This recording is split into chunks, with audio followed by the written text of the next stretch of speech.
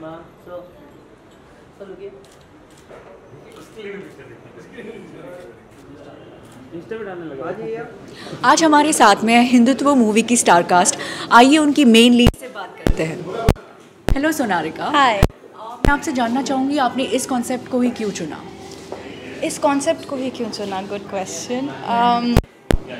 पहले तो जब मैंने नाम सुना इसका, इनफैक्ट आशीष का फ़ोन आया था मुझे, जो हमारे फिल्म में भरत का रोल प्ले कर रहे हैं, तो उनका फ़ोन आया था and he said that Sonarika there is a film, and उन्होंने मुझे ना टाइटल बताया था, कुछ भी नहीं, it's a Bollywood film and I think you should go see the director.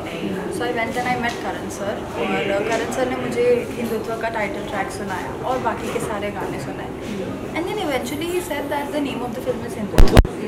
तो मैंने सुना and like sir come again, sir Hindutva. I said sir इस पर आप फिल्म बना रहे हैं? सर हाँ सुनो तो, and then he gave me a full narration. When he gave me a full narration तो मेरी अपब्रिंगिंग, और जैसे अंकित की भी हम पिछले इंटरव्यूज़ में भी बता रहे थे, so we are both convent educated people. हमें बहुत कुछ नहीं पता है हमारे कल्चर के बारे में, रिलीजन के बारे में। तो जब करण सर ने ये फिल्म नरेट करना शुरू किया तो इट वाज, मुझे ऐसा फील हुआ कि oh my god, like which bubble am I living in, और what rock am I living under, you know. And I connected to it. मुझे था कि यार इन चीज़ों के बारे में तो मुझे कुछ भी नहीं पता था। So as a person and as an actor, my character in the film is called Sapna, her name is Sapna. She is an NRI, और वो हिंदुत्व डिस्कवर करती है। उसकी जर्नी है इस फिल्म में हिंदुत्व डिस्कवर करने की, the true meaning, the true essence of Hindutva. और मैंने भी कहीं ना कहीं रियल लाइफ में बहुत कुछ जाना और सीखा। आपने अभी हाल ही में ये कहा, आपने जी कि आपने जाना ऐसा जी जो जानने लायक था। जी। क्या जानने लायक था? उसके लिए एक्चुअली आपको फिल्म देखनी पड़ेगी। बहुत सारी चीज़ें हैं। समथिंग एज लिटिल एज हमारे टीज़र में एक चीज़ आई थी कि उन पौराणिक ज़मानों में जब कोई सैटेलाइट नहीं था, कुछ भी नहीं था, हमारे जो मंदिर हैं वो एक सीधी लाइन में खिंच के बनते हुए आते हैं। आप ऊपर से टॉप से देख लें नीचे तक, साउथ तक। तो ये कैसे हुआ, मतलब what was the science behind it, ये चीज़, इन चीज़ों के बारे में आई वाज लाइक अच्छा ऐसा है, मुझे तो इसके बारे में पता ही नहीं था। So there are lot of other things like these जिनके बारे में मुझे during the shooting of the film मुझे पता लगी। बहुत सारी चीज़ें इनफैक्ट। हाँ, अभी राम मंदिर भी बनवाया गया है, तो इसमें कुछ ऐसी चर्चा की गई है? नहीं, राम मंदिर के बारे में नहीं चर्चा की है, लेकिन ऐसे बहुत सारे और मुद्दे हैं, जैसा आशीष कहते हैं कि उनको मुद्दा बनाया गया है, पर they are just some things that we need to talk about है। हमें चर्चा करनी चाहिए उन चीज़ों के बारे में, उन सब्जेक्ट्स पर। हमने करण सर ने कोशिश की है कि हम थोड़ी सी लाइट रिफ्लेक्ट करें, क्योंकि अभी तक आप देखें तो जितने भी नैरेटिव्स इंडस्ट्री में फ्लोट कर रहे हैं वो एक बहुत ही एक सर्टन सेक्शन के हैं, इफ़ आई मे से सो। तो हमारी फिल्म पहली बार डंके की चोट पर, you know, it is trying to clear all that air that is surrounding Hindutva, and ऐसा कुछ controversial नहीं है। It is something as simple and as plain as अपने इस, आपका धर्म है, अपने इस राष्ट्र के प्रति आपका जो धर्म है, आप कैसे हार्मनी में रहते हो, आप इस लैंड में रहकर इसको कैसे प्रॉस्परस बनाने की कोशिश करते हैं। Also Vasudhaiva Kutumbakam, which means the world is a family. तो that is the message that we are trying to convey through the film. इस मूवी का नाम हिंदुत्व है और इसको आगे बढ़ाया जा रहा है, तो इसमें मुस्लिम की क्या ज़रूरत थी? मुस्लिम दोस्त क्यों है इसमें? मुस्लिम की क्या ज़रूरत थी? देखिए, हमारे प्रीडोमिनेंटली ऑफ कोर्स इंडिया में बहुत सारे रिलीजन्स बसते हैं, रहते हैं, बट जिसके बारे में हम सबको नॉलेज है, जो एक सदियों पुरानी एक, आप उस धर्म को लेकर, जो धर्म को, रिलीजन को ना एक वेपन की तरह यूज़ किया जाता है पॉलिटिक्स में, और हमने वही कोशिश की है उस चीज़ को क्लियर करने की, उस एयर को क्लियर करने की कि stop doing that, don't make unnecessary agendas. वो एक फ्रिंज कम्युनिटी है जो यू नो एक चीज़ को हाईलाइट करने की कोशिश कर रही है, बट थ्रू आर फिल्म हम ऐसा कुछ there is no hatred that we are trying to promote. And also अगर आप सिर्फ ट्रेलर के बेसिस पर अगर हम ये क्वेश्चन आंसर कर रहे हैं तो अभी पूरी फिल्म है देखने को बाकी। You know trailers are crisp, trailers are cut in a certain way, और हम सब जानते हैं उस चीज़ के बारे में। So for that I think the audience they need to watch the film to know the true essence of Hindutva. तो आप इसका ट्रू एसेंस बताइए कुछ शब्दों में। जैसा कि मैंने आपसे कहा, Hindutva for me, for whatever I have learned and understood, for me यही है कि my dharma towards this land of mine, okay, how we all together live in peace, live in harmony and try to make this land as prosperous as we can, that's it. तो कभी अगर controversy हुई भारत में तो आप आके सामने आके बोलेंगी, इतना आप आके सामने बोलेंगी इस बारे में? कैसी कंट्रोवर्सी? मतलब आई कभी भी हिंदू मुस्लिम की अगर हुई तो आप आके बोलेंगे आगे? पहली चीज़ तो ये है कि okay, understood that I am an actor. पहली चीज़ तो हमेशा ज़रूरी नहीं है कि एक्टर्स के okay they are public figures के उनके ओपिनियंस हो हर चीज़ पे। I am an actor, I am also human being and I am entitled to keeping my opinions to myself and coming out and talking about it, ठीक है। अगर मुझे कभी ऐसा लगेगा कि हाँ ऐसा कुछ है where I should put in my 2 cents, तो मैं बिल्कुल आकर बोलूँगी। बट जब मुझे ऐसा कुछ लग नहीं रहा, जैसे कि आज तक भले मैंने हिंदुत्व ये फिल्म करी है, बट ये करके भी एक मैसेज मिल रहा है ऑडियंसेस को, तो ज़रूरी नहीं है कि हर बार I step up and I become this flag bearer of Hindutva. No, it's not necessary for me to do that. तो मैं I am happy and I am also very private person like that. So मुझे मेरा mental peace और happiness बहुत ज़रूरी है। तो मैं I M usually also very private person like that. तो बट अगर ज़रूरत आ पड़ेगी तो of course I will see. इतना कंट्रोवर्शियल टॉपिक होने के बावजूद भी आपने ये मूवी क्यों चुनी? बिकॉज मेरे को अपना कैरेक्टर बहुत स्ट्रॉन्ग लगा। He was a strong leader, brooding young angry man. Her actor चाहता है कि अपना करियर जब वो स्टार्ट करे तो कोई एक ऐसा कैरेक्टर करे कि लोगों को याद रहे वो कैरेक्टर। तो ये कैरेक्टर अगर आप ट्रेलर में भी देखेंगे, not being a Hindu guy भी सबके दिमाग में the personality of this guy is coming out. And Karan sir was very sure about it कि Sameer Siddiqui should be a strong headed leader जो अपनी बात जब करेगा तो लोग सुनेंगे।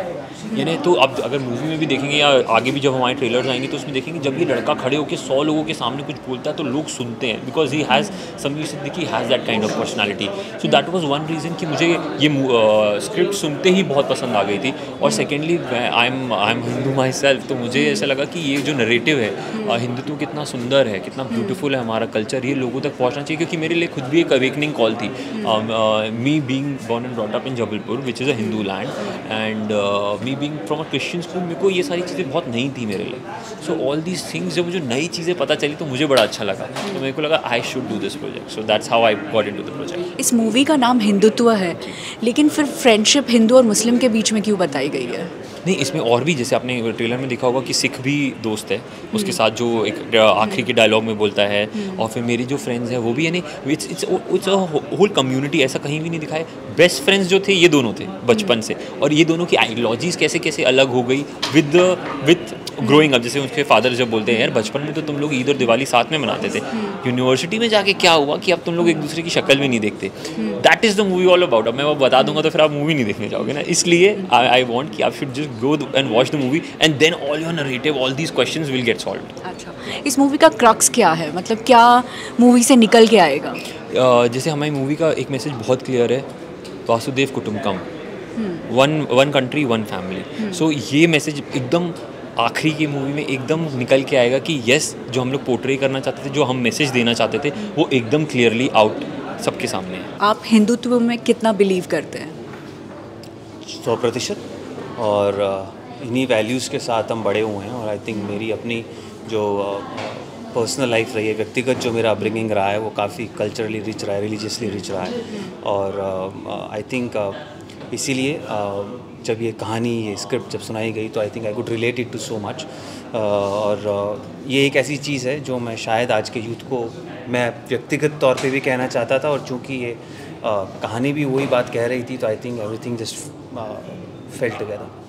आप अदर कम्युनिटीज़ के बारे में फिर क्या सोचते हैं जब आप हिंदुत्व के लिए इतना कड़ी बात सोचते हैं? तो हिंदुत्व के बारे में जो ये रूमर है, या हिंदुत्व के बारे में जो भ्रामकता फैलाई गई है कि हिंदुत्व जो है वो किसी और धर्म के प्रति, किसी भी और सोच के प्रति एक कट्टरपन रखता है, या एक विरोधाभास रखता है, या उसके विरुद्ध है। यही बात मैं पूछना चाहता हूँ कि ऐसा क्यों लगता है आपको? तो इस फिल्म में आपके दोस्त हिंदुत्व के खिलाफ थे? मेरे दोस्त किसी के भी खिलाफ नहीं है, वो अपनी बात पर खड़े हैं, हम अपनी बात पर खड़े हुए हैं। बात सिर्फ इतनी है कि दोनों ही बातें सही हैं, तो हमें एक ऐसे टर्म पर आना पड़ेगा जहाँ पर दोनों बातों को सही तरीके से समझा जा सके पहले। और जहाँ पर हम एक्सट्रीम होने की बात करते हैं, जहाँ पर हम बात करते हैं सेक्युलर होने की, जहाँ पर हम बात करते हैं कि हम रिलीजन्स को महत्व ना देते हुए इंसानियत को महत्व दें, सो वो तब पॉसिबल है। देखिए, हम लोग अगर ये चाहें और ये सोचें कि हम लोग रिलीजियस नहीं हैं, हम सब हैं कहीं ना कहीं। जैसे ही हमारी कम्युनिटी, हमारे धर्म की बात आती है, हम सब के अंदर एक तरह की सोच, एक तरह का विचार, एक तरह की भावना उत्पन्न होती ही है, भले किसी भी धर्म से हो। अगर हमें धर्म निरपेक्ष होना है, अगर हमें ट्रूली सेक्युलर होना है, तो हमें अपने रेस्पेक्टिव रिलीजन्स का सही सार समझना पड़ेगा। अगर हमने वो समझ लिया, हम अपने आप सेक्युलर हो जाएंगे। तो इस मूवी में आपका किरदार के बारे में कुछ बताइए। भरत शास्त्री का किरदार है, जो एक north Indian true Hindu boy है, जैसे कि सबकी अमूमन एक आम हिंदू बॉय की ज़िंदगी होती है हमारे भारत में, वैसी उसकी ज़िंदगी रही है। पिता उसके पुजारी हैं मंदिर में, और वो वैसे ही पला बड़ा है, कल्चरली रूटेड है, उतना ही मॉडर्न भी है, स्कूल कॉलेज में पढ़ता है, एजुकेटेड है, यूनिवर्सिटी में पढ़ता है। और कैसे हमारे आसपास जो एक नैरेटिव और काउंटर नैरेटिव्स बिल्ड किए गए हैं, स्पेशली यूथ के अराउंड।